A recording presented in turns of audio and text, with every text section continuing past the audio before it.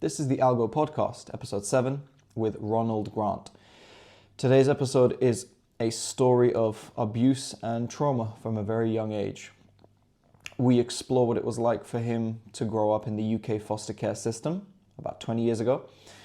We explore all the different levels of corruption prevalent in seemingly all the levels of the system, how the system has messed other people up, the repercussions that it's had on his life, his experience being in a very dysfunctional foster care family, or families, including his own biological one, the circumstances that led to him getting into the foster care system, how he got out, and what he makes of all of it now as an adult looking back.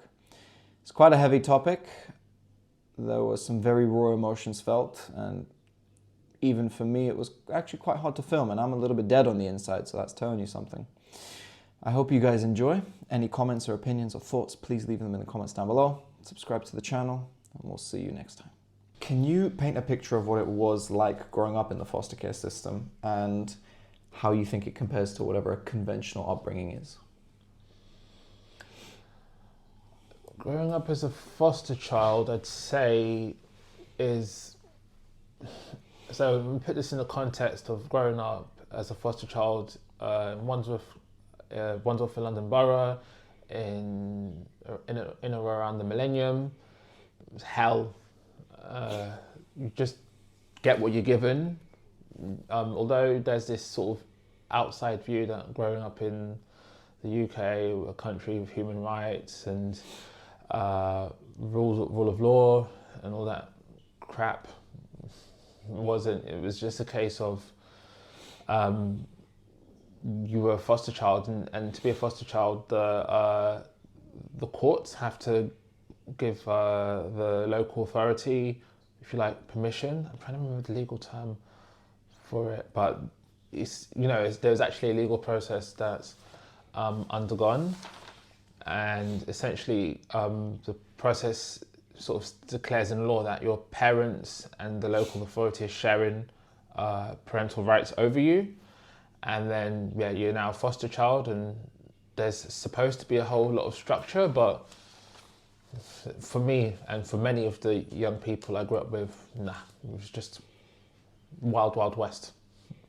And the process of getting a child eligible, I suppose, for adoption, a lot of the parents also misuse that system and delay it, from what I know?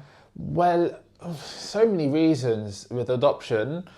What social workers at that time tended to say to me is it's only an option they'll pursue with the very, very young. So 18 months, they say by the time a child is 5 years old, they don't even bother anymore because, as I said, the thinking of the millennium social worker in Wandsworth, London, was that an adoptive parent wants to see the child as their own. And if they take that child out of the womb, so to speak, as their own, then it is their own. But if they attempt to do it with an older child, so I went into care when I was probably about 11, we said it's out of the question. Like, no one, they didn't even attempt to try and get me adopted. They're like, you will not be accepted by a prospective adoptive parent because you're not out of the womb, so to speak. So that was what shut out the remote possibility of me being adopted, was that school of thought. Then there's the paperwork. I've spoken to adoptive parents, more so in the USA than here, but years and years, that they have a clean criminal record. They've got steady earnings from their profession. They've got references from people in the community. And in spite of all of what you think are good credentials, it's just years of vetting and more vetting, and some potential adoptive parents end up just giving up because they're like, geez, I didn't sign up for this stress. And that's even before they actually try and take in a child who might have attachment issues, might have all kinds of issues. So again, we're talking about UK, London, UK, around the time of the millennium. So I'll just put it in that context because maybe things are different now, but right back then, it was a wild, wild west in terms of fostering and in terms of adoption. Byzantine, I think a Turkish word, just means something that's just so complex. It's no doubt that, it was your childhood. For better or for worse, it was the hand you were dealt. As an adult, when you reflect back on it, do you have any I suppose, for me looking at it, I would think it's all a definitive moment because that's just what it was. Are there any specific moments that stand out in terms of this is responsible for this part of my development, this thing that happened is responsible for this? Sure. One thing, I have had this conversation with people who grew up in foster care, and not necessarily in Wandsworth, but one thing you need to learn very quickly is that you have to rely on yourself, because you kind of have this thing in these fairy stories of the fairy godmother showing up, or the magic carpet just whisking you away and all your troubles are over, and you kind of wish for that repeatedly. But there was a point, there's many times, but I'd been in a foster placement where I'd had a solicitor who's paid for by the taxpayer.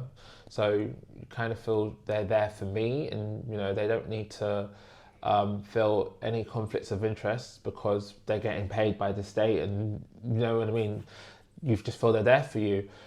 But I'd been in a foster placement that had been very violent, and I ran away because she'd been promising me for the longest time she was going to come along to the placement to have a chat with me, or just in general, you feel, I've got a solicitor, someone who's going to sort of defend me against any kind of harm. But anyway, I'd ran away, and that's how I resolved the situation. It never resolved because all the other subsequent placements were bad. But it was a conversation I had with her. I was like, okay, I've ran away now. What are we going to do with the council, like, to set an example of these social workers who neglected me? And then she's like, oh, you've left there now, so move on. And that was just really scary, because I thought to myself, I'm on my own, because, as I said, the social services, they wouldn't really want to incriminate themselves, neither would the foster family. But as I said, this idea of having an independent solicitor, I think what, looking back, was the problem is it would have been a can of worms for the solicitor, in the sense that if you were going to point the finger, you need to address your own conduct at that time. And the fact was, she was never around at the placement to see me when she should have been. So it was a case of, for everybody, it was better if I covered my sort of skeletons in the closet, you covered your skeletons in the closet, and they covered their skeletons in the closet. And it was this kind of process indefinitely. And then when you realize everyone's just out to cover themselves, you're like, I'm on my own. That was, I suppose, something that was in my mind the whole time. Because you had to be. Because I guess... I'll jump into one random example. Sure. So I was at this same placement. It was in North London, in Islington, and I was in school in Wimbledon. So, at the time, they stipulated I was too young to travel on public transport, and I would talk to the taxi driver on the way to work. The taxi drivers, what you call DBS checked, so they've been vetted by the police to check that they're sort of safe to do the job they do.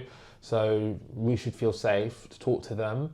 But I would find, when I complained to the taxi driver about, I was beaten up really badly, or I didn't get any sleep last night because the carer was watching TV into the early hours of the morning and on the phone, then the taxi driver was like, oh, okay. So when I would finish school and the taxi driver should attend school at 3 p.m. to pick me up, they would be coming at 6 or 7 p.m. and the school had long closed by then. I'd be sitting on the pavement outside school waiting for the taxi to come. And long story short, the taxi driver was picking up other jobs from other foster children at other community centres or day centres, and then taking them home, and then leaving me like intentionally on the pavement for 4 hours, because they're like, you're getting treated badly at the foster placement, so I can treat you badly by just showing up when I feel like collecting you from school, and your foster placement's not gonna if you like, point the finger at me. And even if they did, I could point the finger at them because they're treating you badly. So, I don't know, it's sort of this horrendously corrupt domino system where everyone's not doing what they should be, but because the other ones... is it making sense what I'm saying? There's a knock-on effect. When one person somehow gets away with treating the kids like shit, then the other people who are looking for an excuse to do the same find it and think, okay, I'm going to stand out less. Oh yeah, and then it's just, I feel like us foster kids, were just, when the people at the market, the street market, haggling, I'll pay £10 for it, and I'll pay £5, and then you're just that commodity on the table, and yeah, horrible. Can you describe the process of transitioning between the foster families? How many did you have, first of all, roughly, if the numbers are big enough? In theory, you have a long-term foster carer, but then we had the issue. So this was a Jamaican lady. Her name, British Jamaican. Her name was Frederica. So when social services got those legal rights, what they call it, a care order. I think that's the term under English law. They get the care order in place. They designate you a long-term carer. Frederica was designated my long-term foster carer. The reality is she would go to see her pen pals. She had pen pals across the world, in Cuba. She had friends and family in Jamaica. She loved to travel, and the social services hadn't organised a passport for me, and they never ever did. So then there's the issue of what's going to happen with Ronald when she's away. So whenever she went away, they put me in what's called respite care, and the respite cares. There was times when I was put in that respite care, and I'm like, you know what, just leave me here now because I'm stable. But what it would be a case of is Frederica would come back to the UK. She's like, I've got a foster child. Let me go back to the placement and pick him up again, bring me back until she went away again. And yeah, that just persisted the whole of my childhood. Just her going away and coming back, and social workers just yeah, as I said, the wild, wild west. And that was my childhood, I guess. Legally speaking, or I guess on the paperwork, how long were you with Frederica? How long were you under her care? Right, I was supposed to be with her from, I think, 13 until I'm an adult. Which is 18. 18 under English law. And the thing is I actually asked her at a point, why not adopt me? And then she was like, no. And then I realised, the cynic in me realised it's because an adopted parent's taking you, you're my child. When you're a foster child, the state is paying you generous allowances every week to have that child. And I just think some basic level of respect, I mean, not that any British foster carers had that for any of us. It's like you're treating this individual like a commodity and you're happy to do it indefinitely. Then you just fling that individual out when they're of age, because then the state's no longer going to pay you. And then you just pick up a new commodity and the cycle just continues. And there's no real way out of it, because I was told, okay, you're going to Desiree now, or you're going to Marie, or you're going to Celia, or you're going to Stella, or you're going to Antonia, or you're going to Enid. Some of the carers I had, and it's literally just told, like, there's no appeals process, or how is this affecting you? Like, do you need time to process the fact you're going to move placements, or do you have like a trial run with that carer to see if you actually feel comfortable to live with them? Like one time when I was with Frederica, she had a niece in Birmingham, and we went to Birmingham, and then I was going to overnight with her niece's cousin, I think. And I'm like, I'm just overnighting with someone I don't know. They didn't have to go through the foster care arrangements that sort of a foster care applicant would need to go through. If I decided I wanted to go home after school to a friend's house, that wasn't allowed. So it's just like that real double standard, as in literally they can do what they like just because they can. And the idea that we need to be safe was just nonsensical. It didn't happen. The point you just brought up of, you'd want to go to a friend's house and you couldn't. What daily comforts do you think that people take granted that you were not afforded the luxuries of? So does it include even like having your own room or having your own bed, celebrating your birthday with or without friends, someone making meals or dinner for you because they want to, feeling safe at home, being able to go to friends' houses and just stay there? Right. I'll address the friends point first, because that something just comes to mind. It's a threat, because Having friends? of course it is. Because I'm a cash cow for this carer, and if I'm comfortable with staying with my friend Alex up the road, and then his fam's like, oh, why don't we just take in this boy? Then what's the implications for my foster carer? Now you're broke, have to go and get a job. So you don't want that. So no, you need to try and isolate that child as best as you can, and damn the consequences to the child. And social services aren't going to pull you up in it, because, as I said, they've got skeletons in their closet that you don't want. They don't want you to flag. So yeah, definitely, I'll come back to the word commodity, in that the carers don't like. For example, I had a really horrible relationship with my birth family. We'll get to that eventually. But one occasion, I had a phone call from Frederica's house with my mum, with my biological mother. And it was actually a really nice conversation. And I was like, damn, I'm happy to be on the phone, like, with my mother, despite all the stuff she's ever done. But Frederica just snatches the phone off of me, and she's like, stop calling, it's too late. He needs to go to bed. I'm like, since when did you ever care about my bedtime or anything about me? And I'm like, you feel threatened because I've got a bond with someone else potentially, and that will crash your payday. Or phone calls, they weren't allowed in general. If I was on the phone to a friend, like, she would literally unplug it was landlines in those days, we didn't have smartphones, from the wall when she was going out, or she's leaving the room. She would literally unplug the phone line from the wall. She did not like the idea of me being able to talk or communicate with anyone. And I mean, argument's sake, you could say, because there were kids who ran up phone bills to those premium numbers, or you know what I mean? But she had a call barring thing on the phone anyway, so I couldn't make calls out. So it was just a keen desire to isolate me. So I suppose, coming back to your question, people in their own sort of healthy domestic relationships take for granted not having to be isolated, because I suppose if a grown man did it to his wife, we'd call that domestic violence, and we'd try and liberate the wife from such a situation, but there wasn't no kind of a liberation for me. It's coming back to taking things for granted. Leaving your watch on the table, going to work or to school or out, and then coming back and that's my watch, and just put it back on my wrist and continue with your day.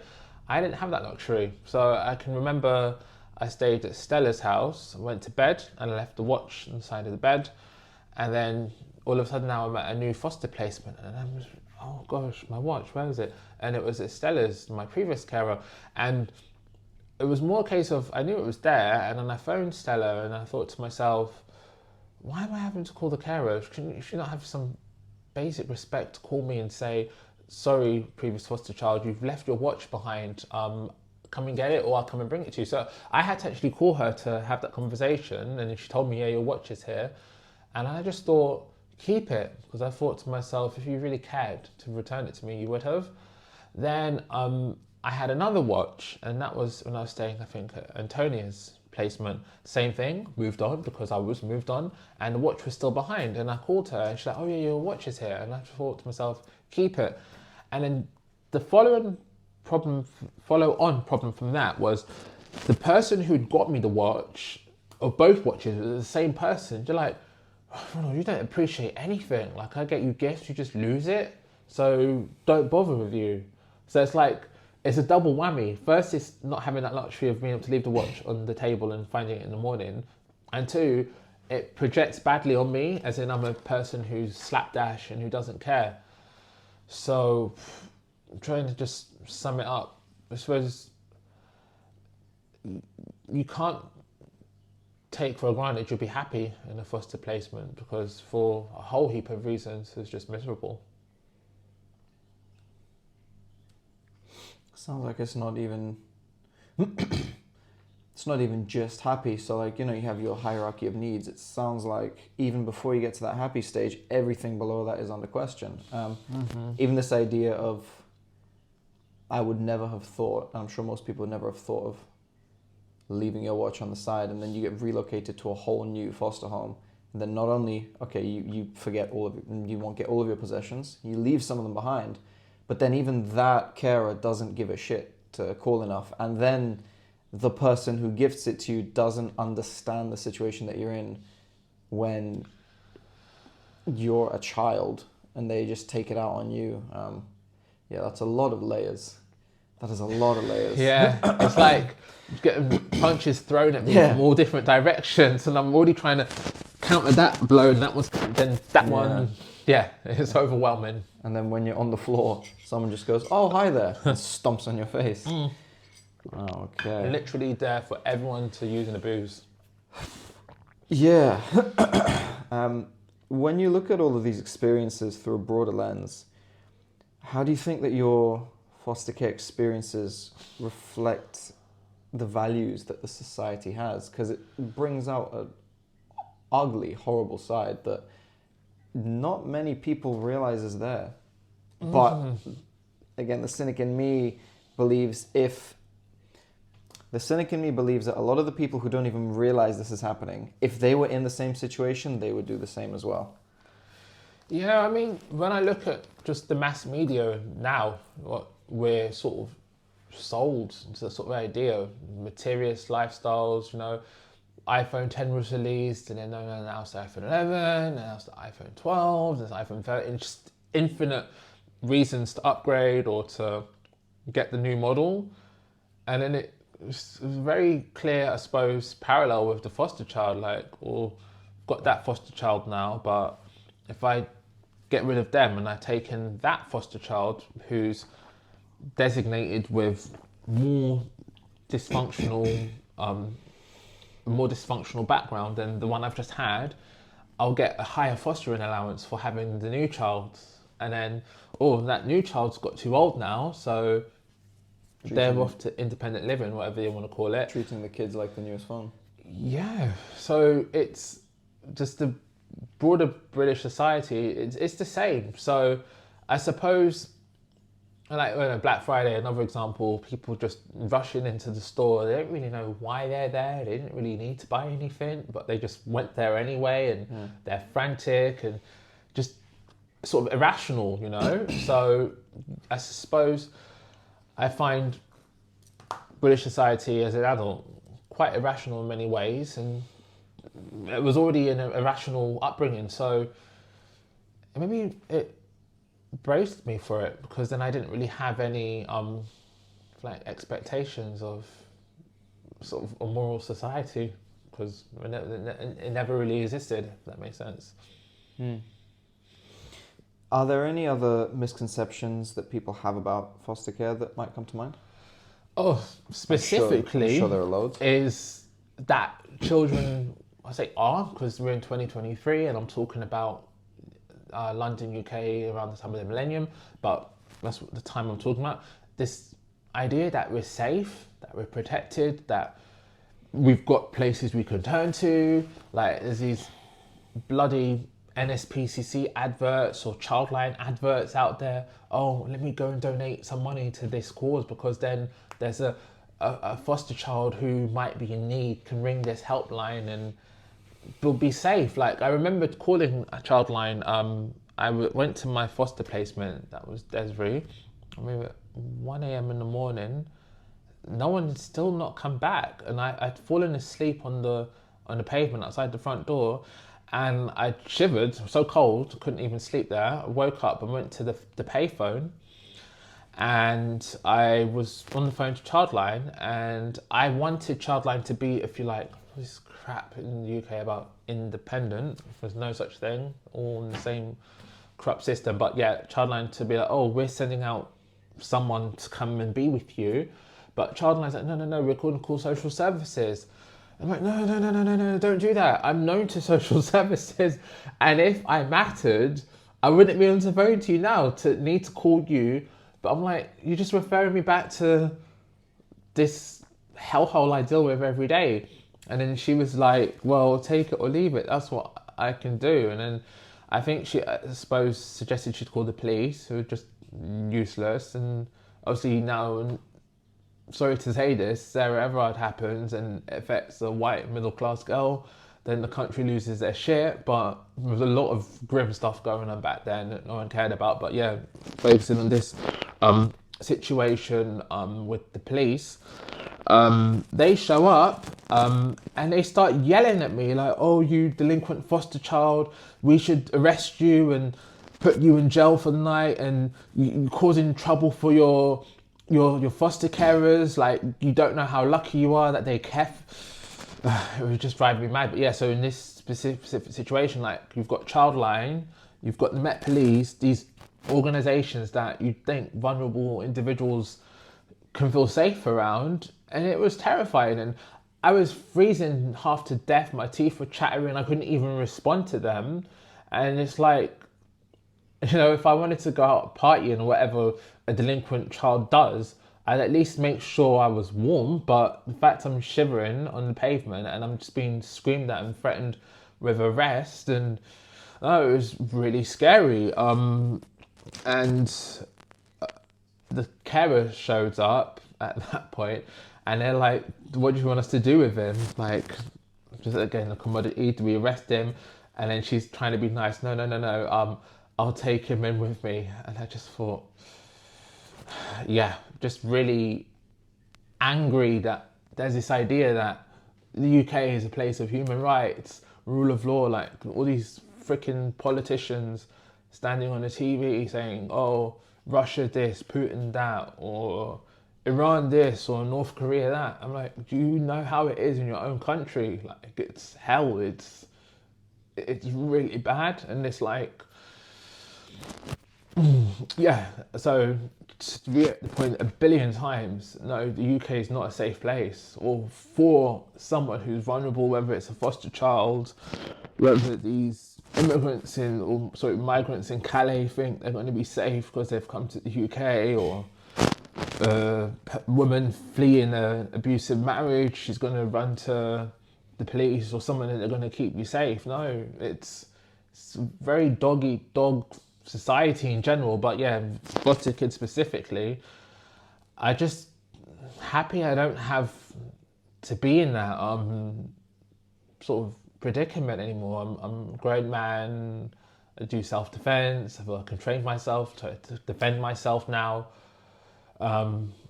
Yeah, so sorry for that rant, but I hope that answers the question. It does, and if you have any more rants you want to go on, please feel free. These are Cool. these are important things you talk about, and even with everything that I was afforded the luxury of growing up with, I have a similar opinion of what the UK has become, but I can only imagine how much more based on the realities of it your outlook on it is as well. So that's definitely not a good sign that we both think the same thing, because you would think it's like, oh, okay, person had bad upbringing, they hate the system, person had good upbringing, love the system. But when you get both people saying, actually, I was just lucky, the system is still shit, then there's a very big problem. Yeah, no, I can't imagine what it was like. How did you get out of it?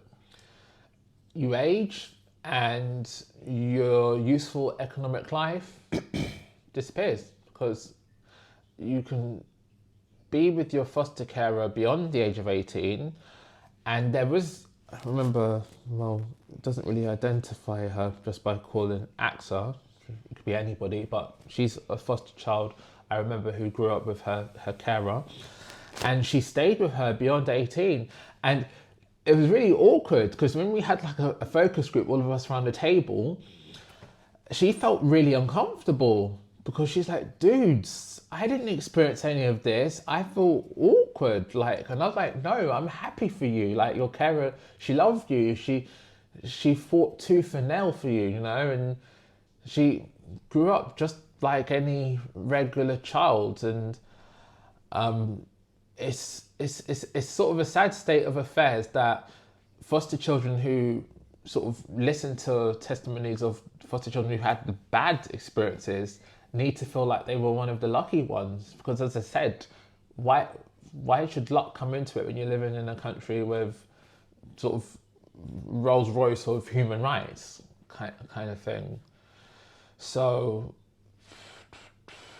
how would I sort of wrap up on that point? But go over the question again. So let's just bring up a whole load of emotions on me. How did you get out of it? Yeah. So specifically, remember I said with my foster carer isolated me from the telephone. It was my 16th birthday, and my uncle had called to wish me a happy birthday. And Biological uncle? Yeah, my biological uncle, and didn't really have much time for him. And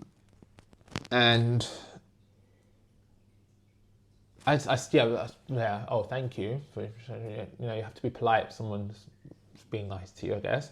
But yeah, then Frederica shows up and she starts yanking the phone out of my hand. She's like, I didn't give you permission to be in the phone. Get off the phone. This is my phone. And now I'm like, no, I'm 16. I'm pulling back this phone. You're not taking this phone off of me. And she panicked and then she called the police. No, I think she called social services. I don't know who she called. But long story short, that was the end of the placement. And then from that point onward, this is probably another tangent to go off into, but I went to who was then a friend's house. It was, again, incredibly dysfunctional. That didn't really last very long, but I was put in bed and breakfast accommodation by the council, and that was really inappropriate, but it's what they give you. Because even though, so I was transitioning from like teenage to adulthood, the placement is, the bed and breakfast was a place where all kinds of people were being put into, specifically people who'd just been released from prison, and they were drug addicts, violent people.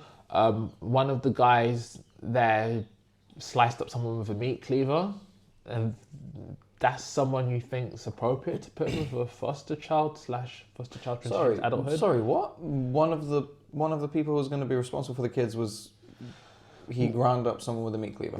Right. Well, it was a bed and breakfast. Yeah. It had a contract with the council to provide bed and breakfast accommodation to Wandsworth Council connected individuals.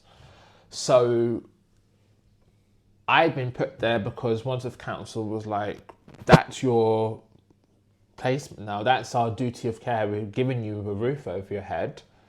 But all the individuals who were placed there were there for all kinds of reasons. So sort of benign would be a word. Benign resident would be someone who'd been a Wandsworth Council resident in maybe one of the council accommodations, social housing, and fallen into arrears, and then they'd been evicted, and then they'd been put there till they sort themselves out. But a lot of the time, the individuals who were being housed there were drug addicts, people who'd been released from prison. And one of the guys, there was a few violent cases there, he sliced up someone with a meat cleaver. And there was this, it's going off on a tangent now, sort of street cred thing on youth in London. It was like if you were violent or you'd stabbed someone or you'd shot someone, you were really cool. So even though he'd been jailed for it, like he's now living in this post-jail placement alongside me and other people.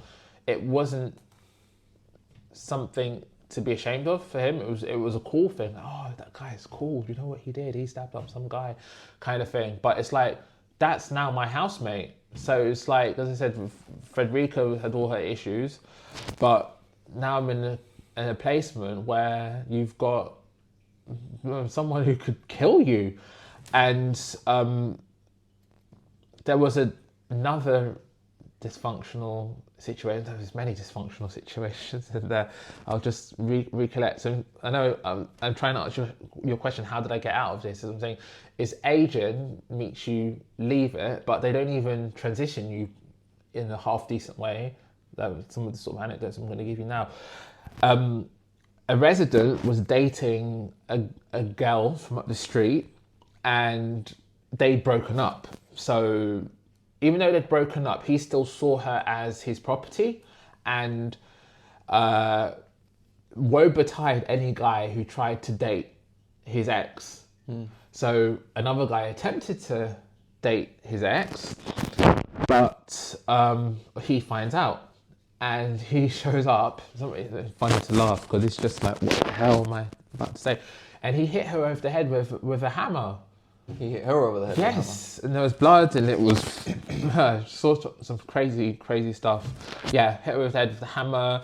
She didn't want to call the police on him because the police really not trusted. Another time in this placement, some guys had an argument, and another guy said he's coming back with a gun. He came back with the gun, but the guy he had an argument with had left. No, it was a wild west.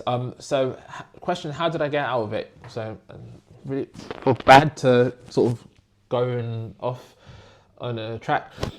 There was a advocacy service. Oh, it's probably still there. It's called Voice. At the time, it was called Voice for the Child of Care, and they advocate for young people in situations. So, even though I felt I was more than capable of articulating my sort of situation at the council, it's just really annoying, as in they don't want to hear it from you because you're just a non-entity, you're just, excuse me, a piece of shit on their shoe. But if an agency like Voice, or at the time the MP for Battersea, which was a constituency I had a tie to, Martin Linton MP, remember him? He'd written to the council, Voice written to the council. There was a guy called Roger Morgan. There's this organisation called Ofsted. They do school inspections, but his job role was the Children's Commissioner or Children's Rights, something like Children's Rights Officer. Who else? There was Siobhan McDonough, the MP for Morden. And long story short, I was going to all these individuals to write to the council and say, you have a foster child who's got already a hellish background with you guys, and he still has issues needs to be dealt with. Specifically, this accommodation he's in right now, it's just not safe, it's just not acceptable. And then on that basis, the council put me into a 1-bedroom flat on my own, and I suppose I was out of it now. But it was a real struggle, because for the longest time this sort of hiding the skeletons in the closet thing was endemic in the council, and I suspect with just all this outside scrutiny on them, finally, they didn't even really acknowledge everything that had happened, but at least they moved me into independent accommodation, if that makes sense. So that's how I got out of it, I guess. Sorry again for rambling. It's just a lot of emotions. No apology needed. You ramble, tangent, you go off on one. So it sounds like it was a combination of essentially getting too old to still be taken advantage of. Oh, not even that, too old to be useful to the parents, but also a little bit of luck because of the outside scrutiny. Yeah, and it's like, why do things have to be like that? But it is what it is. Like, yeah, if you don't have a big audience looking at your situation, then no one cares. Yeah, the reason no one cares. It's like no one.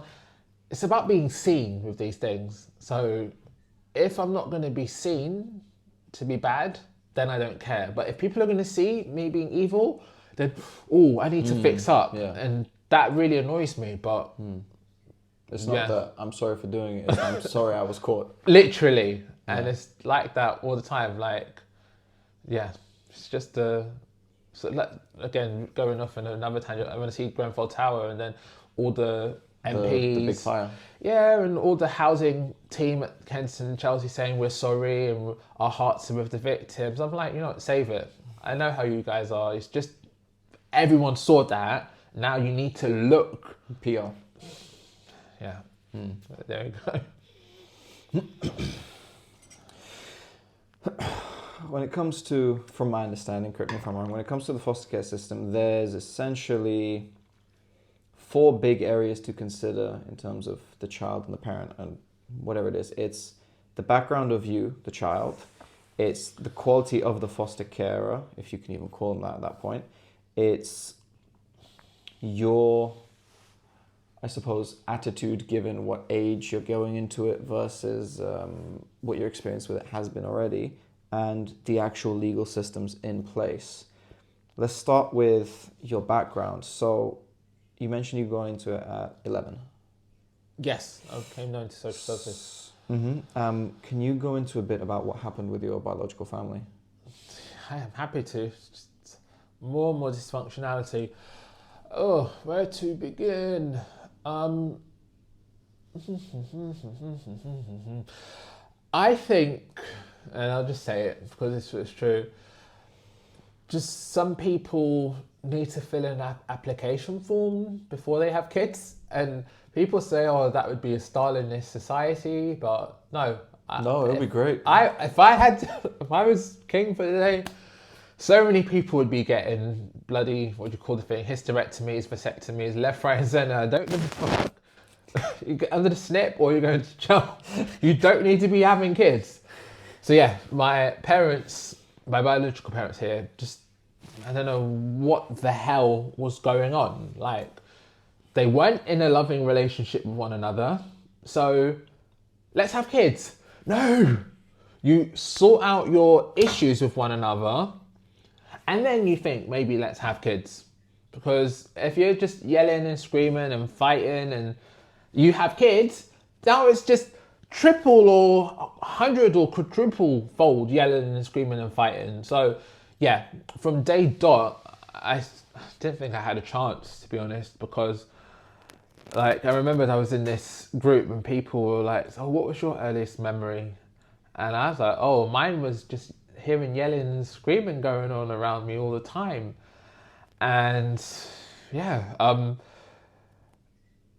the family were known to social services when I was an infant, just because I had elder half brothers. My mum had some boys before she met my dad, and they'd run away from home because of complaints of violence, pressure. So in the sense that my mum and dad had basically been breaking up and my dad had moved out, and then my elder brothers now had to be like domestic assistants, whether it was washing, cleaning, cooking, getting us ready for school, taking us to school, bringing us home from school, and they were burnt out, so they ran away. And you would have thought a proactive society, or social services specifically, because their function as society, would go into a family situation and be like, okay, it's happened now, where your elder children in the family have run away, they've claimed abuse, let's stop it happening again. But no, nothing was done.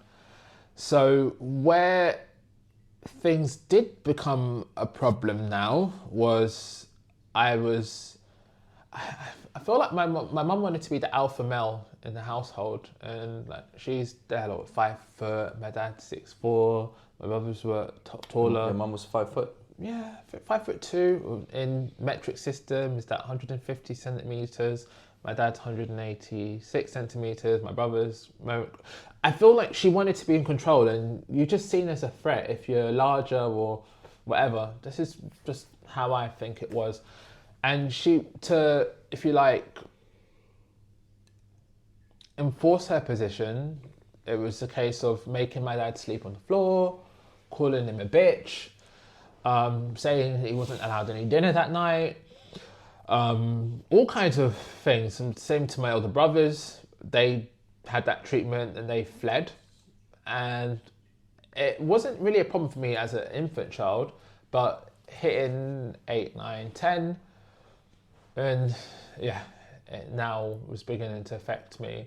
So no food for the day, no affection, just violent beatings, being kept in the basement, deprived of sleep.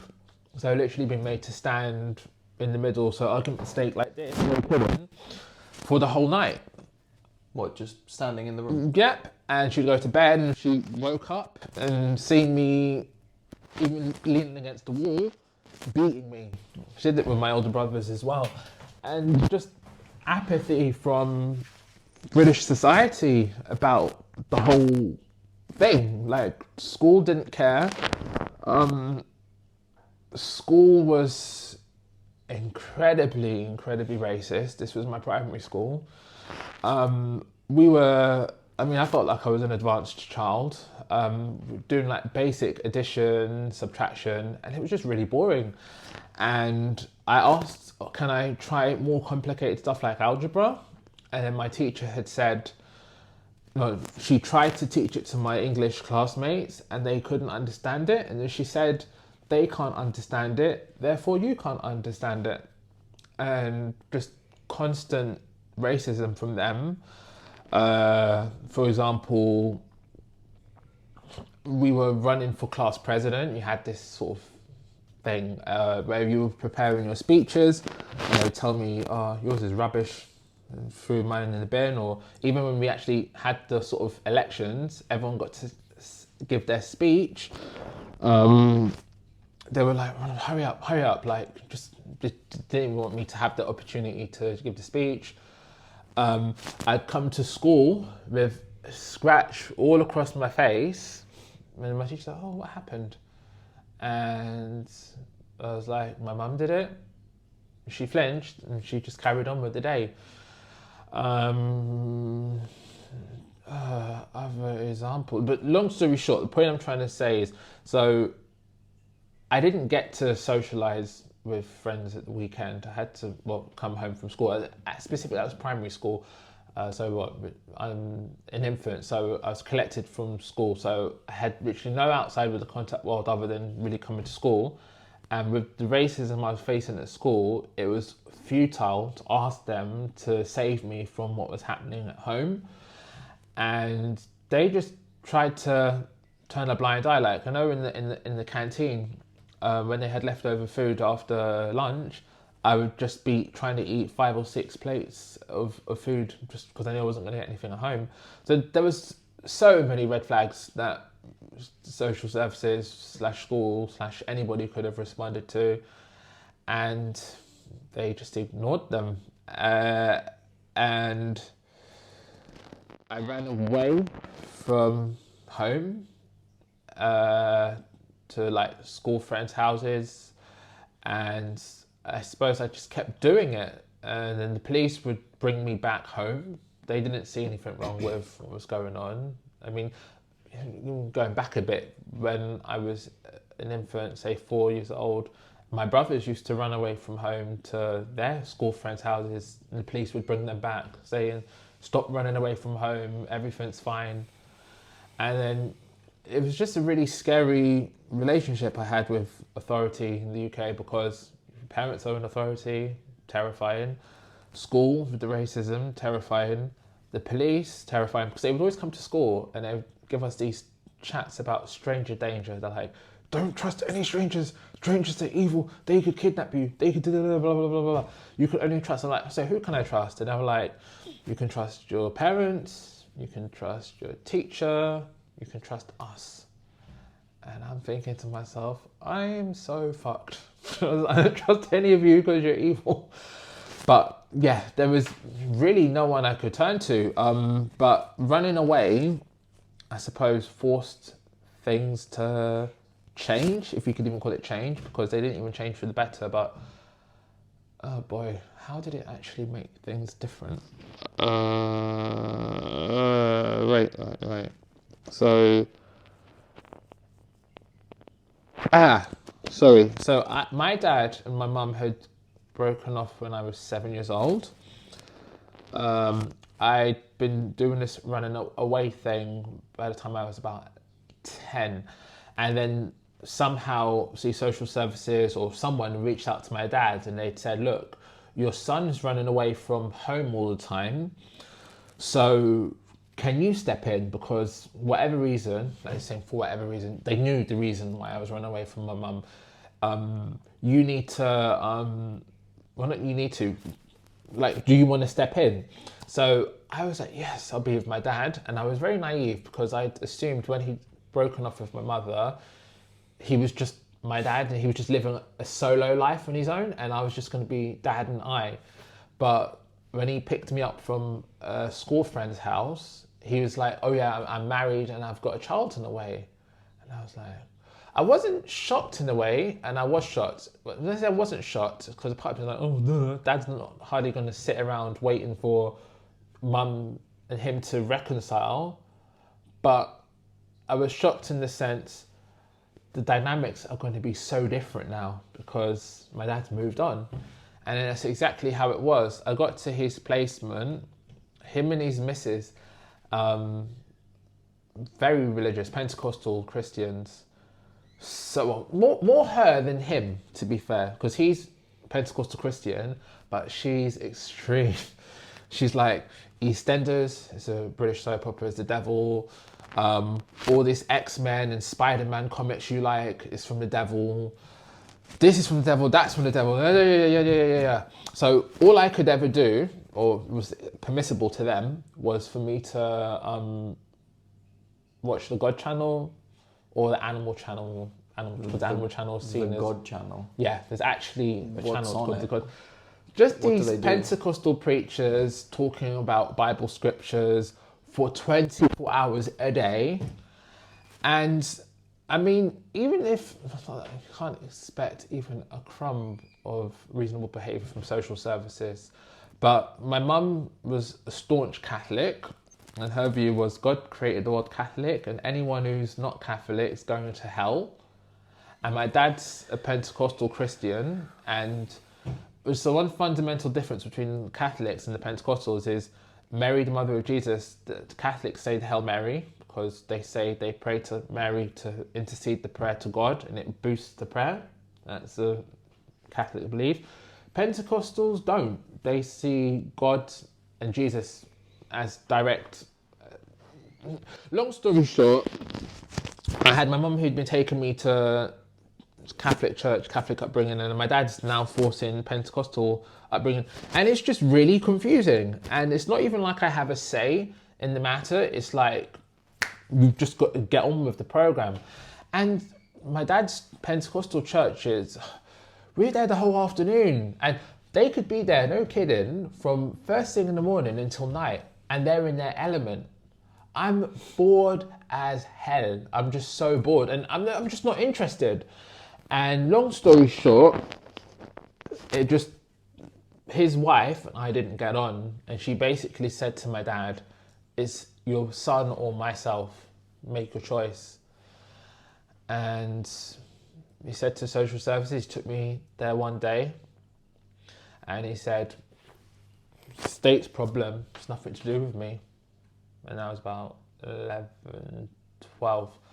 And then at that point, now this thing I was saying about legal rights over me, when I moved from my mum's to my dad's house, legal rights hadn't been,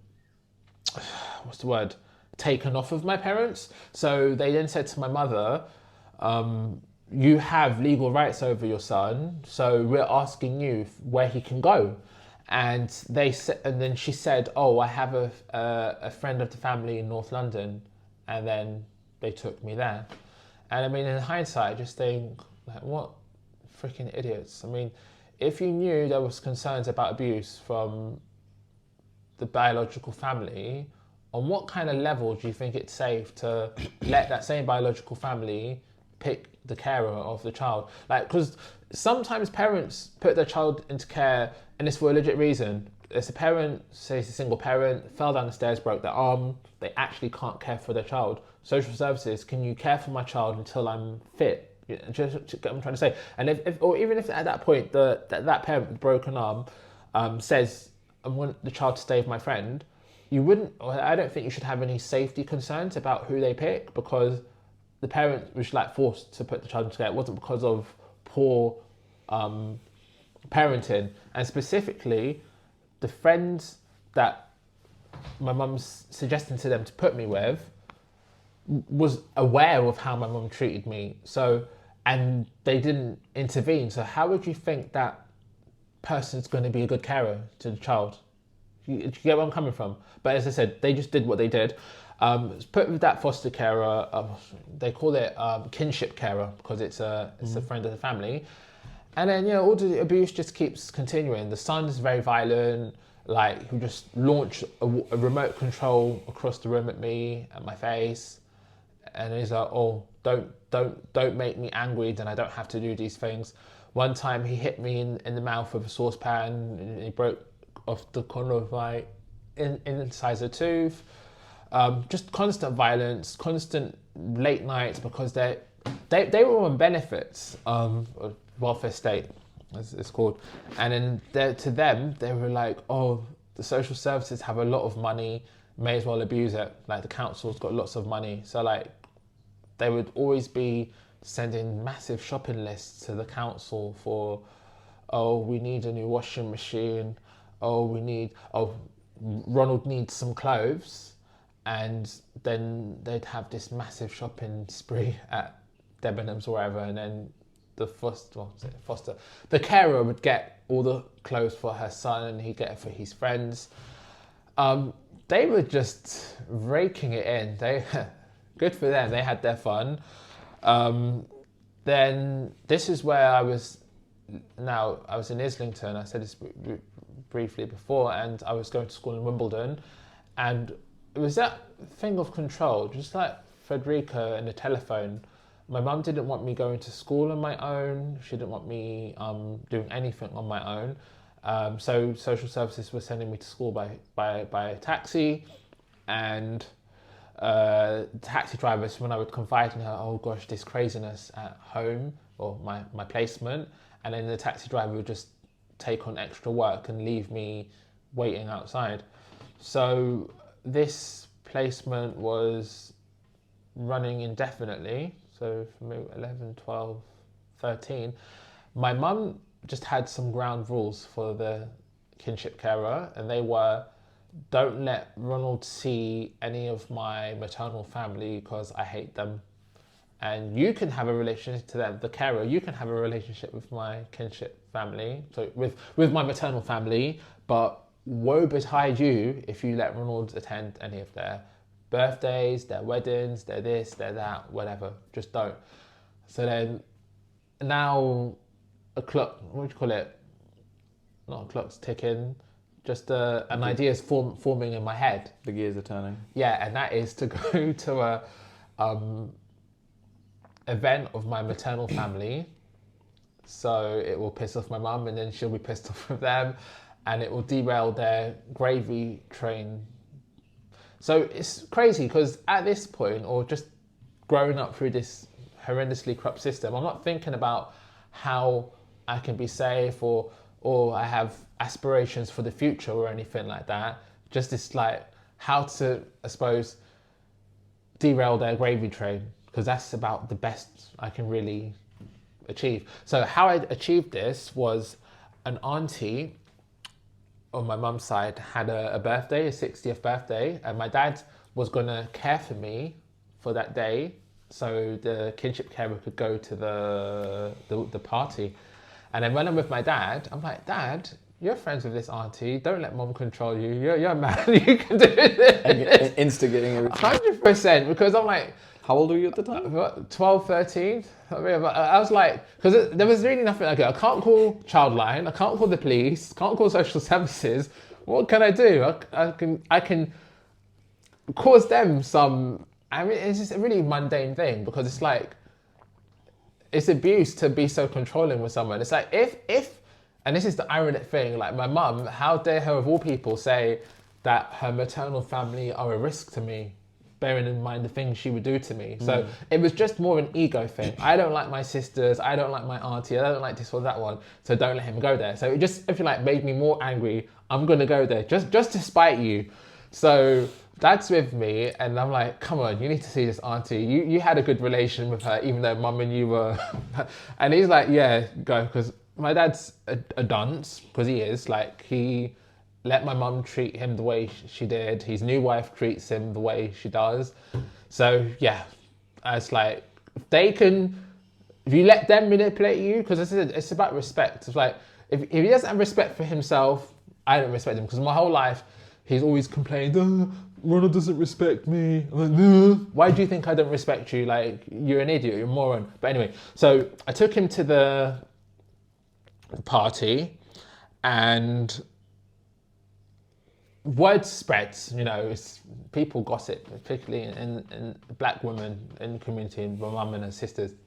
So within 2 seconds, it got back to my mum. She was livid. And this is crazy. I couldn't, expect any justice from a judge or from a tribunal or anything, but I felt so fulfilled. I can't remember if my foster family beat me that time, kinship family, sorry, because I was derailing the gravy train, but I was just all smiles anyway. So I'm like, I've fucked up your gravy train, ha ha. And yeah, long story short, my mum said to social services, no, my son can't be at that placement because it's just too unsafe. Ironic, but yeah.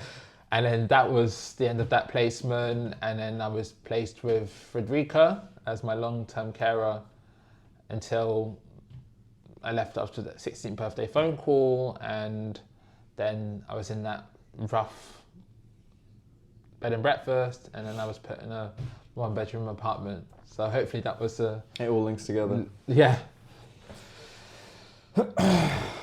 Okay. When parents or families make themselves available to foster a kid, do you think most of the time they know what they're actually getting in for or not? Or do you think they are willfully planning, okay, yeah, I don't care what happens to the kid? Do you think there are some good eggs that don't realize how hard it actually is, what kind of baggage the kid will come with, but not in a bad way? Yeah, I get that. Adoption and fostering have their own respective answers there. Adoption, I feel really sorry for, in the sense that there's tons of paperwork, tons of interviews, tons of delay, and then finally you get your child, who's actually now your legal child. And unfortunately, a lot of times the adoption fails and the adoption parent has to take the child back to social services and say, look, I'm sorry that this child is just, I can't do anything. And then the reasoning for many reasons, but what I find is the adoption happened too late. And that is, at that point, the child has had so much dysfunction from the birth. It's a really horrible thing to say, but someone's just beyond repair, but literally it's what it is. Like, and then the adoption parent tries everything, like genuinely tries, and they just cannot fix the problem. And when I say fix, it's like the child might have screaming or violence or breaking stuff. And I think on some levels, the child's in pain and they don't know how to sort of articulate that in a rational way. But then the adoption parent just snaps. I mean, they're human at the end of the day. And they're like, look, I tried to help you and I didn't do these things to you, and yet I'm getting lashed out at. But the kids don't know that. Yeah. They don't understand it. No, they don't. And then the adoption parent just has to let go. So I think that's a recurring thing I've seen happen with adoption families. Oh, then on the other hand, there's some adoption families that goes really well, and that child's like, no, they might even be that the child was white and the adopted parent was Indian, but like, I don't care about the biological sort of differences you see in our faces. That's my parent, and that's the end of it. Then the fostering side, there's literally that one example I gave you of AXA, where she was with her carer and they just went all the way. So even though the local authority had paid the carer to be a carer, the carer saw it as a duty to try and help a child through a turbulent process. And I think in the cases where a foster carer stayed the foster carer and didn't go for adoption, there are a few times where it's legit, and that is in the case where the child has a biological parent and there's on some level a relationship between the child and the biological parent, but the foster care would kind of be overstepping the line to say, I want to adopt that child, because they've accepted, no, I'm just here to nurture your child, I'm not trying to take it from you. So that's a case where I defend a foster carer's right to be a foster carer and say, yeah, I'm getting a fee from the council, and I would defend that and not be cynical. But sorry to say, the overwhelming majority of foster caring scenarios I saw was carers saying, oh, the council's got money, it's got tons of the stuff, I'm going to foster a child to get this money, and to hell with the welfare of the child, or just get a new one when that child moves on or gets to adulthood. So the majority of the foster care approach was that this child is basically treated like an asset, something you can just treat like a cash cow. My knowledge is kind of out of tune now, to say this, we've gone back 20 years, if not more.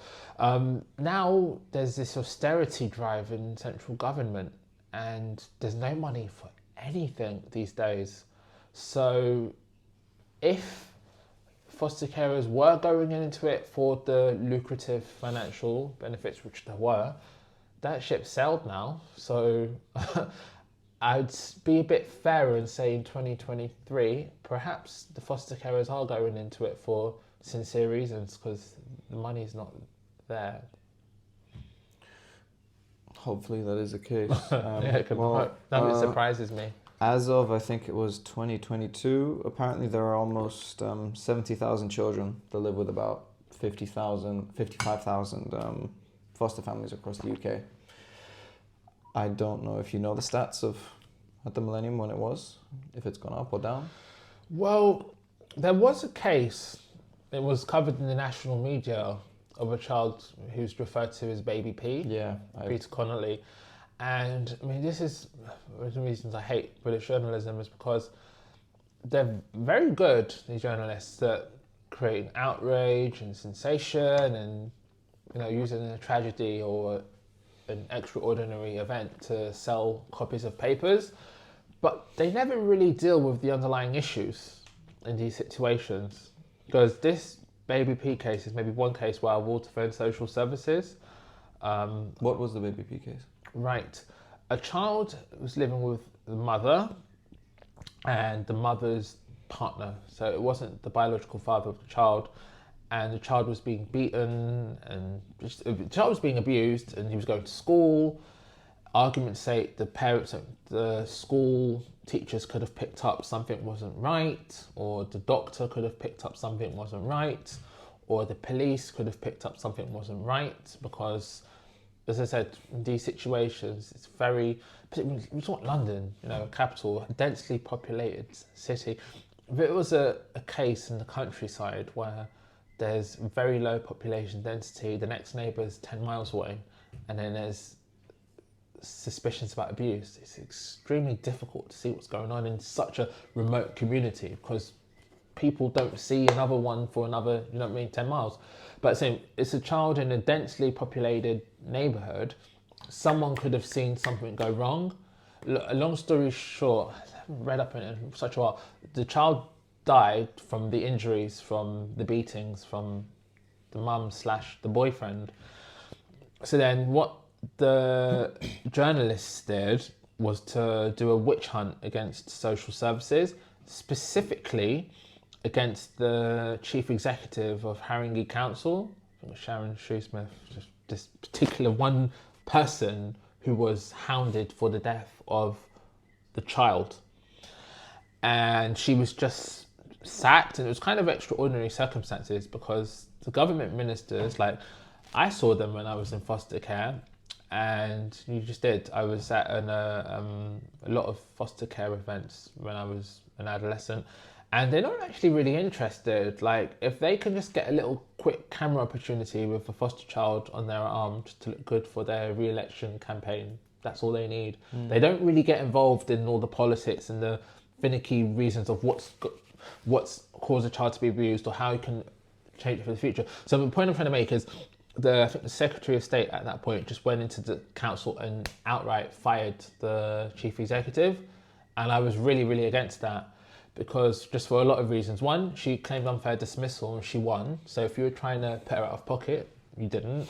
And two, there were loads of people who could have and should have been criticised. So the police was one organisation. They didn't actually have an officer or a police chief who had what Sharon had. It was kind of just, she was scapegoated. But yeah, the point I'm trying to make is the papers were just trying to sell copies and they didn't really acknowledge what the underlying issues were. And I think, as I said, I'm very slow to defend social workers, but in this case as well, I feel they were under pressure. There was more children with dysfunctional needs than they could attend to. So then there will be cases of the kids falling through the gaps. But in addition, there was the school, there was the police, maybe there were other agencies who could have been more on the ball. And then what happens is when you just witch hunt the social workers, now they become extremely afraid. So you could take your hypothetical daughter to the swings. She falls off, she gets a bruise, she goes to school. Oh, how did that happen? Oh, I fell off the swings. And then they're like, no, daddy beat you. And then they just take the child into care. And then now all of a sudden you get all these children in care. And like, yeah, we're keeping children safe. And I'm like, no, you're just child snatching. So what I worry about, as I said, I kind of keep away from the whole thing these days because it just annoys me. I can't tell the extent to which children are going into care because there's genuine concerns about the welfare or just because everyone's now extremely afraid that if they don't take a child, just in case something was going wrong, they're going to be the new Sharon Shoesmith. So when they say, oh, X thousand kids went into care, I don't know. And then this is a separate point now, and I think that's part of what could be fueling the kids going into care. It's just this dysfunctional parenting situation in the UK. Like I said, my parents were just guilty of that straight up. But it's just, British government is useless. Like, as I said, if it was me, some of these people having kids, I would say hysterectomy, vasectomy, go to jail. Just end off. No, seriously. Because they're having a child, and oftentimes they're kids. Like I remember one example now in my head. I was at a party for a 2-year-old or a 3-year-old, and then all the 2-year-olds and the 3-year-olds was just running up and down the house, up and down, and I just have a feeling in my chest, something's not right, something's going to happen. And I'm saying, mums, dads, or teenage parents, you need to entertain these kids. Like, pin the tail on the donkey, or juggling, or take them to the swings, or Connect 4, just something, because the kids are just running up and down. Kids are kids, they're going to play chase, and they were playing chase. And it just didn't feel safe because you're in the house. Like, my immediate concern was that one of them was going to run into a corner of a chair and hit their head, or anyway. So one of the ladies was carrying a hot tray of soup from the kitchen to the garden. What do you think happened? Did one of the kids run into her? They did. All the soup went flying. Girl badly burnt. Now mum and dad are rushing her to the bathroom, throwing the water over her, calling the ambulance. She's really badly burnt. And it's like, you don't need a degree, or you don't need any brains to see that was coming or something was coming. And it's like, I just see all these kinds of crap parenting going on in the UK. And the government doesn't do anything about it. And I don't know, as I said, it's a bit of an extreme thing because it's like, I suppose human rights, freedom to do what you want to do, but no, look, I'm sorry. I mean, because now you're going to have these children and yeah, you can put them in foster care, but as I told you about what happened with me, and I didn't even tell you half the stuff, but some of the stuff, is they're not really safe. So why don't we go backwards and deal with it and think, should these individuals be having kids? Or you've had a child, because there was actually one case I read about in the news, it was just so disturbing. This lady, social services had deemed her unfit to have a child. Then she has another one. Then they come and take it away. Then she has another one. They come and take it away. I think 12 kids later, they're still confiscating. You can't say that about a child, but I'll use the word because I know the context I'm using it. They're just confiscating every extra child she has. You're not dealing with the root problem here, guys, because all these kids are going into care, maybe to loving or unloving families, but this lady, while she's still menstruating, is going to keep having kids. And it's like, I just think, what kind of a society is the UK, and whatever society the politicians are trying to create here, I don't want to be a part of it. I literally don't. I don't know if we're going into a tangent for another podcast, but I learned Russian over the last 10 or so years with the aim of going to Ukraine before this whole war kicked off, because they all had this conception of our government's going to partner with the UK and we're going to be having a freedom of movement deal with the UK and we're going to have a really great life like you have in the UK and yada yada yada, everything's so great in the UK. And they were saying this to you? Yeah, Ukrainians. And I was like, guys, you need to shut the hell up. I've grown up in this country. I know it back to front. You do not want my life in the UK. And they kept, and now they have my life in the UK. And I'm like, told you so, hope you're happy. Like, no sympathy from me. I tried, you ignored me, enjoy. But yeah, it's just, honestly, I don't want to live in the UK. And I spent, I suppose, a number of years trying to move to Ukraine because I was happy there. I've travelled up and down, separatist, government-controlled regions, not a problem whatsoever. And all of that energy was just thrown down the drain. And I'm like, damn you guys, I lost, 5 years just because you're just so thick and stupid. So yeah, now I'm learning Italian and hopefully my Italian can be as good as my Russian, and I'll go and ask them for citizenship and ask if I can live in their country because yeah, I don't have any ties to Jamaica, which is where my dad's family are from, because they weren't built. So I'd literally get off the plane there, just in this way you do, like, right, who do I go and talk to? Who do I, there's no links there. My mum's family are Ugandan, and just based on the horrific way her family behaved, and I've actually been in touch with family in Uganda, on my mum's side, just to try and help. I never had anything from them, which has just been basic things like love or affection or support. And I just thought, to be nice, I got smartphones for my mum's sisters because I have an elderly aunt in Battersea. I just thought if they can communicate over WhatsApp, they could actually have longer conversations, because through the conventional telephone network, it's prohibitively expensive. And I got them the smartphones, and then an auntie called me up and she's like, "Oh, Ronald." I was like, "What?" "Apparently you're having a sex change." And I was laughing. Yeah, they gossip, you see. They love their gossip. I love a bit of gossip because it's funny. But I'm like, where did that come really? from? Only because they literally have nothing better to do. They gossip, they fight, they argue. Right. And I thought, damn, auntie, I didn't know any of you. I didn't have a good relationship with the aunties in London. And that's what I get. So I'm sorry. It's a no-no. Then I had the same aunt who called me about the transgender gossip was funny, but I thought, she came to me on a level, because I think just with anything in life, if you've got a question, ask, just deal with it. Gossip isn't going to solve anything, but She called me, this is only in the last year or so.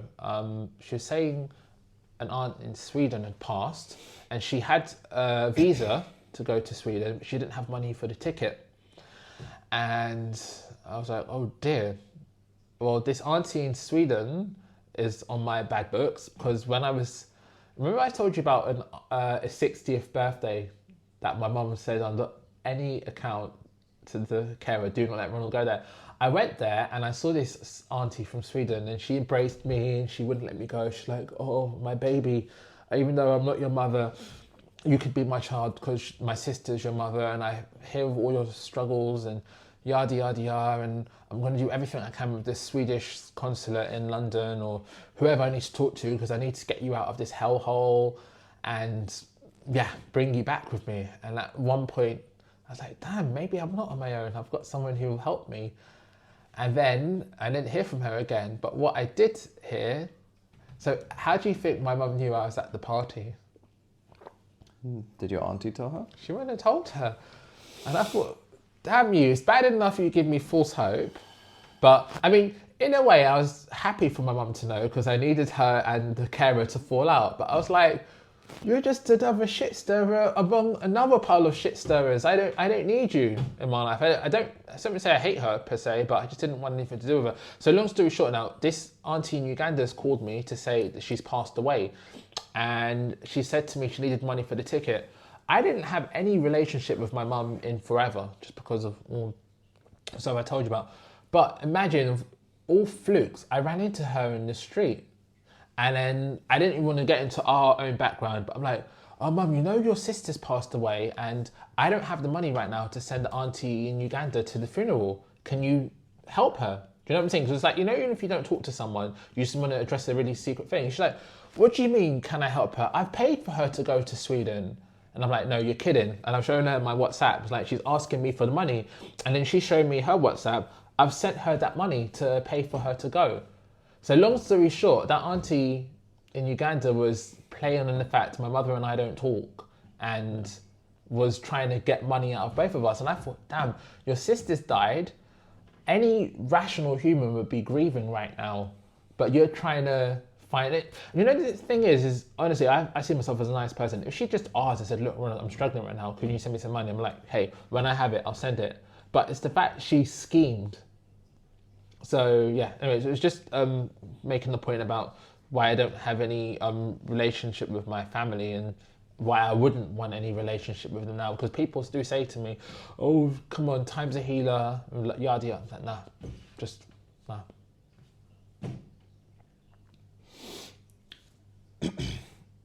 This is going back a little bit. Sure, go ahead. What we talked about, but this phrase or this idea of a problem child, do you think that is an actual thing, or do you think I'm not quite sure what I make of it. I think it's definitely correlated with age in terms of at the very least it gets a lot harder to reprogram a kid as they get older because enough dysfunction in the developmental years and you're fucked. But this idea of a problem child, is it just an easy scapegoat for parents who don't want to do the work to blame the kid? Or is a problem child actually just someone who needs way more love than we realize? Very individual, each circumstance. Very individual. But, I mean, if I take myself as an example, I was constantly called a problem child. Constantly. And I felt like it was that I scratch your back, you scratch my back. So my mum and my dad had a horrible relationship, but where they had common ground is because they knew they could ring up the other one and bash me and say, oh, that boy, like, oh, he does, blah, blah, blah, blah, blah. So in that example, it was a matter of convenience. Problem child, if I deal with my parents one by one, like, my mum wanted me to just constantly, as a child, write her sorry letters about what a bad child I was and just to self-aggrandize her. She did it with my other brothers as well. So in that context, I just feel it was a scapegoat as opposed to a legit ground, because all of my brothers, we all ran away from home, all of us. So maybe we were all the problem, maybe not. Then my dad, he told me I was a problem child. He's like, I took you in with my wife and my child, and you didn't want to be part of a happy family, so you're a problem child. Off you go to social services. And then here's the thing, he fathered my younger brother and sister. Are they problem children? Because he didn't have anything to do with their upbringing. And when they've reached out to him I don't know if they really have reached out to him, but do you get what I'm trying to say? If they did reach out to him, can he call them a problem? He didn't take them in. So that's another one off the list. Then you've got my foster carer, Frederica, was saying, oh, this child's bad, he needs, asking social services for all this money. And then her niece really pissed me off in adulthood, because I used to see Frederica's niece as a child. It was all happy families. Frederica's elder sister passed away, and massive politics at the funeral. Frederica wanted like a long, an extravagant funeral with yada yada yada. And specifically, Frederica wanted to bury her sister in Jamaica. Frederica's niece wanted to bury her in the UK, Birmingham. So you can't reconcile those two sides. And I just kept my mouth. It was nothing to do with me. You know what I mean? I just said auntie and niece resolve their differences.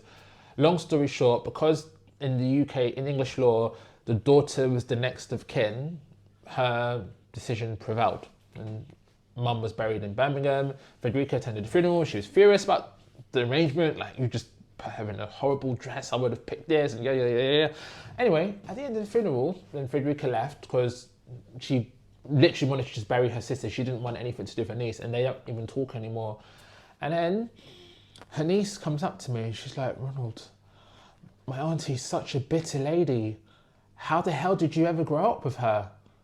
And that really pissed me off, because it's like, you knew how your aunt was. You could have said something to me when I was 12 years old. You helped you. I mean, maybe a sense of loyalty, because you cared more about your aunt than about her current foster child cash cow at the time. But now you really think I'm going to respect you by coming over me to tell me that you knew that your aunt was always a bitter woman and clearly isn't fit to have children with their own needs and issues. Do you know what I'm trying to say? So that's now a Federico of the list. Then I had other social workers. Turnover was very high at social services. Very, very, very high. I had maybe 20 plus social workers. I lost count. So were they all turning over because of me, or because they were just not interested to stay at the council? So that's the fourth list down. Then there's the police. They were always referring me to as a problem child. But then I had other foster brothers and sisters who were beaten by the police and called names and all sorts of things. So then that's sort of a collective thing now. Were we all problem children, or just the police were just lawless thugs? As I said, and we've seen what's happened with all these rapes, and now British society, police, yeah. I'm going to go on the side that no, the police is the problem, not us. Then we have my school teachers. They often, at my primary school, the racist ones, were always saying I was a difficult child and just was a waste of time.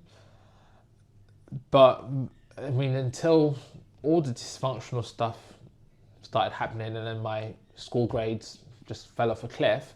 But there was a long time where I was coming out with the top marks in the class, and I'm thinking, why would a problem child have the top marks in the class? So in my primary school, when they called me a problem child, I wouldn't accept that. Then my secondary school, again, I did face with that problem child stigma. I guess it's because of the number of placements I had. I didn't have any control over that because I was moved around. And then I had students at my school who were having teenage pregnancies, knife crime, doing drugs, beat up a teacher, set fireworks off in the corridors. So if they would want to call me a problem child in the context of all the other stuff that was going on in the school, I don't accept that because I wasn't involved in what I would stereotypically call problem child behaviour. And I think we kind of covered a whole range of people, whether parents or professionals, childcare professionals. And so for that reason, I say, always look at this problem child thing on an individual basis because every case is different, and then look at the reasons the person in authority gives for referring to that child as a problem child, because I think, to be honest, generally it's just being expedient. But yeah, just quickly about some of the people, I feel it's rude to say they are beyond any help sometimes. How do you know when someone is? Because that's a tough call to make. Because it's more of, it seems like only something you can really, I would think it's only something that you can say after the fact, after everything's happened, only with hindsight. But if you think it in the moment, would it not affect how true it actually is? I mean, this is a brutal thing to say, but I think if someone gets sent to jail for life, whether it's murder or for whatever reason the judge is saying give them a life sentence, then you could designate them a problem in the sense that they've now been ostracized from society and they're on their own now, and they, just because of the legal sort of stigma on their name now, they're a problem. So that's one way in which you can determine someone a problem. And then in the context of adults, sure, but let's say children, okay. I would assume it gets harder and harder to validate how true it is the younger you get with the child. Because with an adult who's a murderer sent to jail compared to someone who's 11. No, I'm saying this in the context of we want to designate someone as a problem person. Because even children, there was these kids, was it John Venables? There was these kids who killed another little kid. And they were young, and then some people are like, oh, but they're young, give them a chance to rehabilitate them. And I was like, no, they're evil, lock them up for the rest of their lives. And I think one of them was rehabilitated, or they thought he was rehabilitated, and then he was into paedophilia. So then it was like, damn, maybe that person, or it was a child, now a man, was just inherently bad. So whatever happened when they were younger just permanently messed them up. Yeah, that too. But as I'm saying, literally, if someone goes through the legal system and is locked away, throw away the key, then I think society can conveniently, whether it's a child or an adult who's convicted, society can conveniently stigmatize them because there's no coming back from this conviction. But yeah, with the child situation, this is something I was saying to you in a preliminary conversation before we did this podcast. There is an agency called the Fostering Network, and the idea is they're there to help foster children. And well, as it stood in the 2000s, that was a load of crap. They were just there to make money for foster carers. So they would produce a brochure every single week or month, and you would see all our faces in a column. And there was not one single child who said, oh, she's a good painter, or this child's really ahead at school, or this child speaks loads of foreign languages, or yada yada. There was always, oh, this child self-harms. This child doesn't sleep at night. This child's violent. This child runs away, and you always have to wait up all night for him to return. And what I was saying is this fostering network would put that label or problem child label on each of these children in the brochure because it's lucrative now. Because when you foster, or in 2000s UK, when you fostered, it was kind of performance related pay. So if you've got this child with all these conditions, you're getting that. If you say that the child's okay, it's not worth your while financially. So I can't say how it is now, but definitely back then it was so convenient to call people problem children.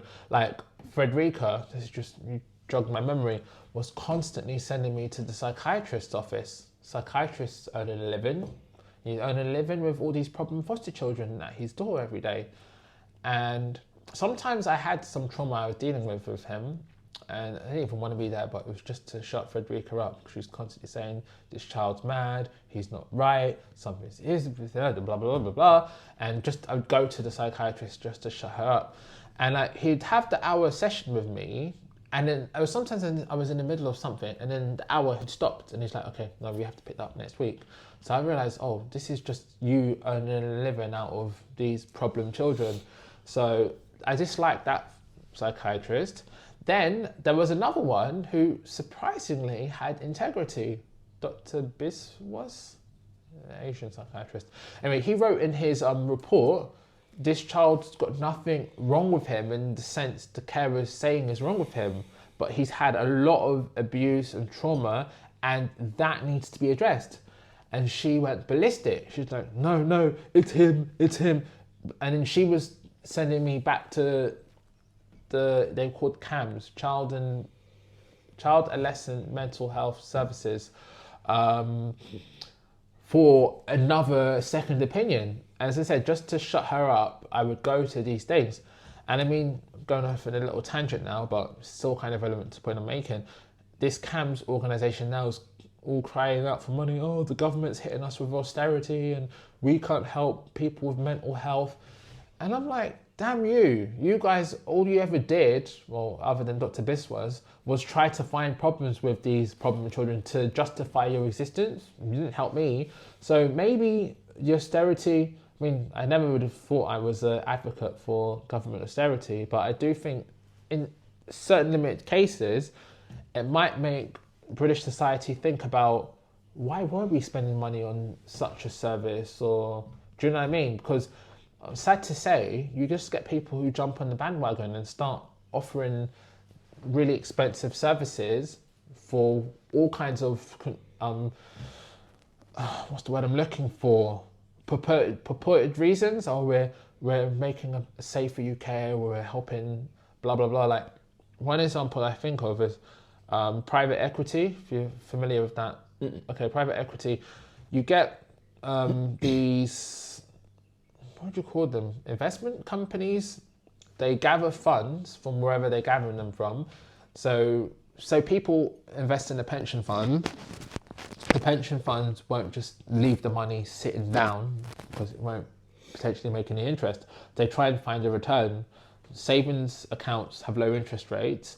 So they'll go to private equity or some kind of investment management firm and say, can you help us get a return on either a savings account or a pension or whatever it is?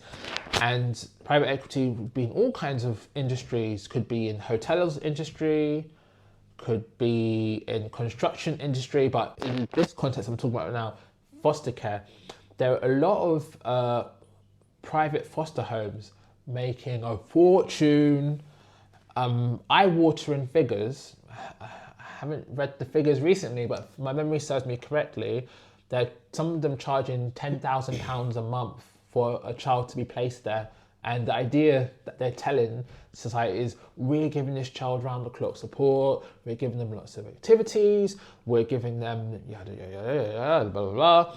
And yeah, we need to be there.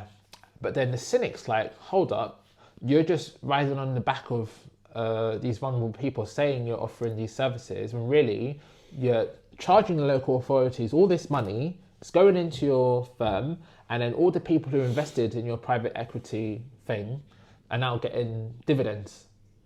You see what I mean? So ironically, in spite of this austerity program, there's still loads of these private fostering agencies making a fortune.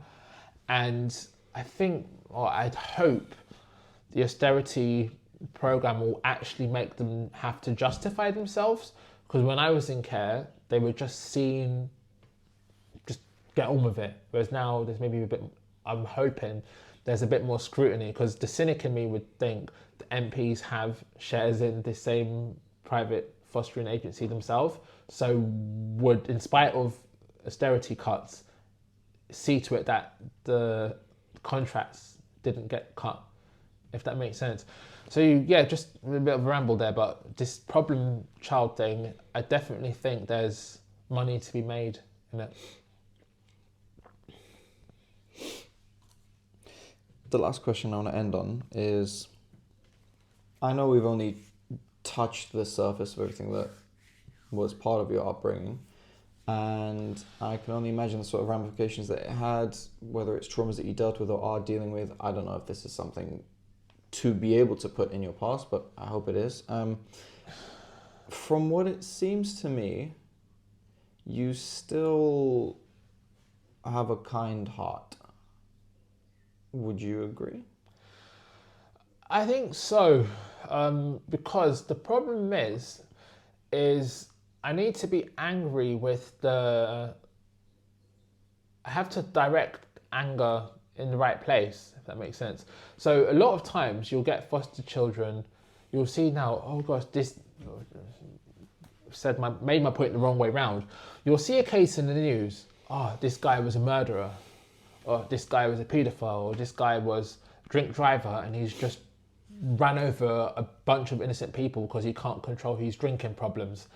And then you just bash that individual for the crime they've done. And then you've not actually gone back a step and said, hold up, how did they end up like they are now? And a lot of times, in my view anyway, I think it was because the person had trauma, they were a foster child, maybe they were abused themselves, just all kinds of reasons, you know. So the point I'm trying to make is I'm very angry with how I was treated. And am I over it? In some ways, no, I'm not, because I'm still living in the UK, and to be honest, I don't want to. But my anger is at all of these bullshit organisations or these buzzwords, whether it's the United Nations, right of the child, whatever they want to call it, or this European Court of Human Rights, or it's the Westminster Parliament, or it's Ofsted, or it's CAFCAS, this government agency, or it's CAMS, the mental health organisation, or it's Wandsworth Council, or it's the fostering agency, or it's the Metropolitan Police, or it's His Majesty's Courts and Tribunal Service. You see what I'm saying? I'm furious with all of these. I keep going on with all the agencies that I'm angry with. So if you were one of the CEOs or people from those agencies, you wouldn't think I'm a kind person, because I'm furious at you guys, because you're evil, you cover up your dirt, you don't want to change, because I still see really disturbing stories coming from the care system. But no, to someone up the street, yeah, I would be kind, because it's like so somebody you might know, I do this food charity now. It's like I was starving, might not have a slice of bread to eat for the whole day when I was a child. And I would have been so thankful if someone says to me, oh, hey, let me get you McDonald's for free. Let me get you Krispy Kremes for free. Let me get you Five Guys for free. It's like, I just think in my head, wow, if I had such a thing when I was a child, like I'd be crazy for it. So it's just kind of a case of, I can spend all my time bashing all these devils for what they did, but what about me? What am I doing to make a better world or to make a change? And I focus on that, to be honest with you, and maybe on some level could fix these problems one day, but just actually by being proactive and thinking about what actually am I doing to make the UK a better place, or to stop any of these evils happening ever again. So that's the mentality I suppose I have, or I've been left with. That puts you, I think, in the minority of people that go through what you did and you choose to not continue the cycle. I'm sure at times many times, probably more often than not, you did not think the way you do now. And I'm sure at times there was a lot of misdirected anger or just anger in general. Because, when you're younger, it's harder to emotionally regulate yourself and whatnot. When I say I see you as someone who's kind, it's not that you're incapable of anger, because of course you are. You have plenty of things to be angry at. And if I was the CEO of Ofsted, for example, or the Met Police, then yeah, I probably wouldn't think the same. But your anger is perfectly justified. I'm the last person you need to tell that. It's the case that despite all of this just trauma and abuse, you haven't turned into a malicious person. Yeah, it's again, man,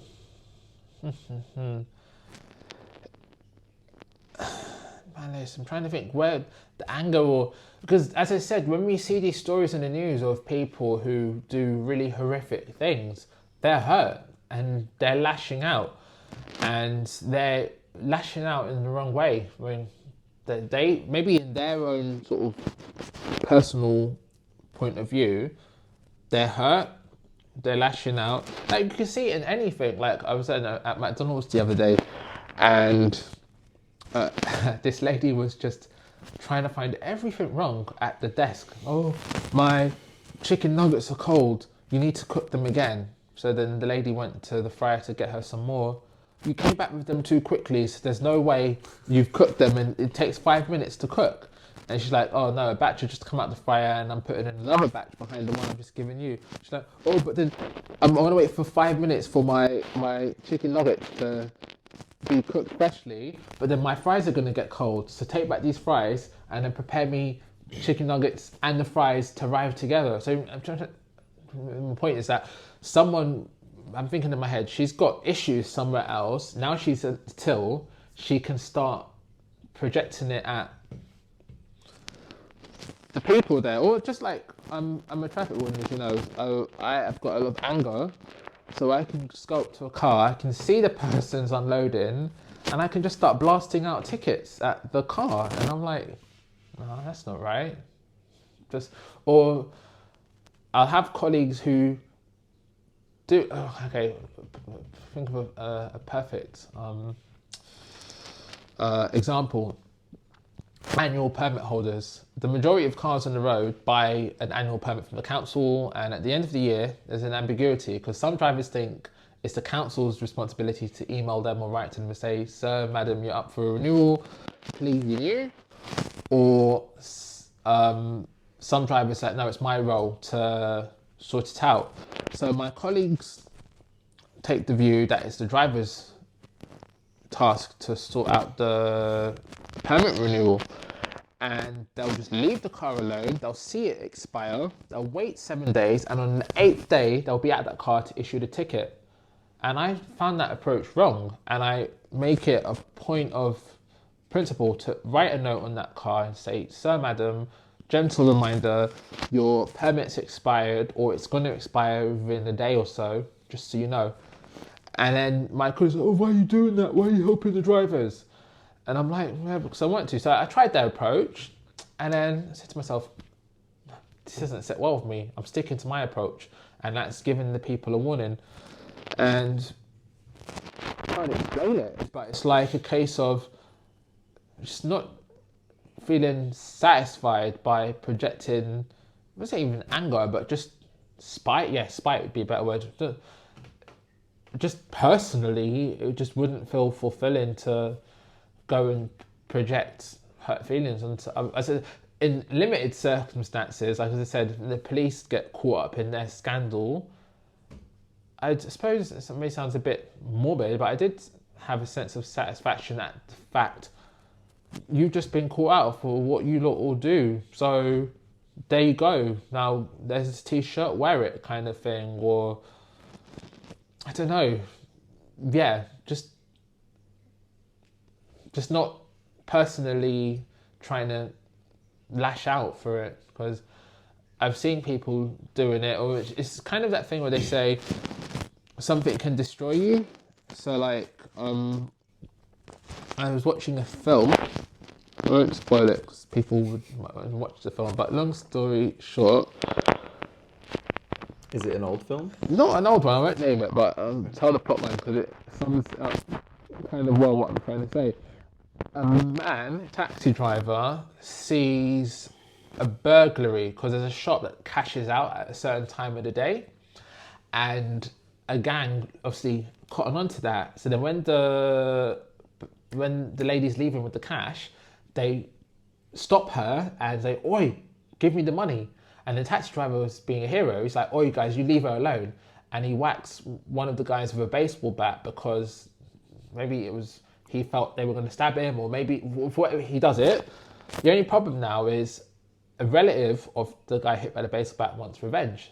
So then he finds the taxi driver and then he kills the taxi driver and his wife. Then the taxi driver and the wife have a son. He feels really angry, or furious, because his parents was really gruesome, had a gruesome ending, and he's going after every single gang member who was a part of the murder, and he's killing them one by one. And he's got contact, so as much as the police want to pull him in, they can't, because if you've been in the army, you answer to a different authority. They call it a marshal, whatever it is. So it's kind of that one where he was a highly reliable soldier, so the army don't want to punish him, and the police lack jurisdiction to arrest him. But he's just literally going one by one through all of these guys who've hurt him, trying to kill them off. Meanwhile, he has a wife, and the marriage had fallen apart. But in light of the fact his parents had died, his wife and he rekindled their romance, because maybe I don't know if she feels sorry for him, but maybe she thinks to herself, "Oh, my husband's lost his parents under really gruesome circumstances. So whatever was our, bad blood, it's gone now. I'm back with my husband." But long story short, he's now about to kill the final gang member who'd killed his parents. And then as he's about to deliver the finishing blow, the last gang member says to him, "Wait, I've got something for you." And he's like, "What's that?" "I've just killed your wife." And then he kills the gang member, but then you just think, was it worth going after every single gang member? Because long story short, is along the way, the gang member sussed out that he'd been on the sort of revenge spree against them. And I suspect if he'd probably just stopped after one or two killings and called it a day, then he'd just be with his wife. Maybe angry at the fact that the remaining gang members were still there, but he'd still have his wife. But now he's killed off all these enemies, but then he lost the one thing he still had. If that makes sense. But no, genuinely, my wish is to leave the UK. It's going to sound really, really, really bad, but I'd probably kill myself if I knew I had to live here for the rest of my life, because they crossed the lines here, and they crossed that line so long ago, there's no coming back. There really isn't. So honestly, that's my goal in all of this. I'm learning Italian. Ask the Italians to take mercy on me and let me into their country and go and live with them, because they've been so nice to me, honestly, and I'm really thankful to them, because they've got me through all of this, if I'm honest. I'm not just saying it. So yeah, it's just I kind of know where I'm at, because I think a lot of times with all these cases, well mine as well, it's like you just hit 18, there's no more money to be made out of you by the system, so to speak, and yeah, you have to just figure yourself out. And you're like, what do I do? Where do I go? And along that way, people fall down. But I suppose I've maybe fell down a few times, but I figured myself out, and I know what I want to do. And yeah, I guess. I think that's a good note to end on. Yeah. Thank you for coming. That was an experience. Cool. Who knows, we may have you on again if you're up for it. Welcome. Thank you for everything you told us about, and we will see you guys next time. See you, everyone.